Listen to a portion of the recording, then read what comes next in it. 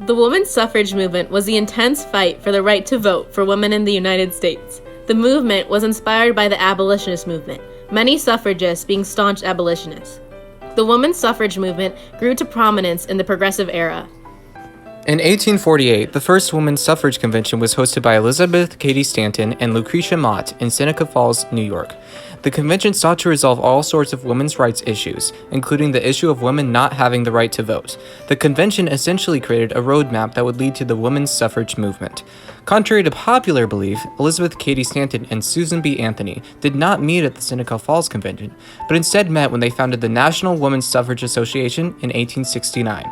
The association fought for the right of women to vote through the national government's intervention. However, not everyone agreed with this large-scale action. The American Women's Suffrage Association, founded by Julia Ward and Lucy Stone, fought for women's suffrage state by state through individual state law. With these conflicting views on how women's suffrage should be attained, it was hard to keep the movement united and cohesive. That's why, in 1890, the National American Women's Suffrage Association was founded, combining ideals of both associations. The president would be Elizabeth Cady Stanton. To obtain women's suffrage, lobbying, petitions, and marches were used. The front door lobby, coined by Maud Wood Park, was the idea to be persistent but courteous. She would tell suffragists, "Don't do anything to close the door to the next advocate of suffrage." Park had suffragists' front door lobby to their most loyal supporters and violent oppressors. They got all suffragists to sign petitions for women's voting rights, and at the end of 1886, they were successful and the petition reached Congress. Marches started to pop up around the United States protesting to give women the right to vote. Many suffragists would become imprisoned for protesting. Ida B. Wells was one of these protesters who brought up the issue of race in the movement.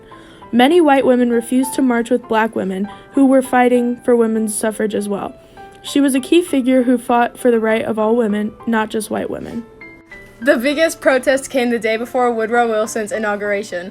On March 3, 1913, organized by Alice Paul, 10,000 women marched down Washington. Their goal was to show they could be given the right to vote without losing femininity, grace, and respect. The march was successful and drowned out the importance of the presidential inauguration the following day. Woodrow Wilson would be the president to finally end the women's suffrage movement with the ratification of the 19th Amendment on August 18, 1920.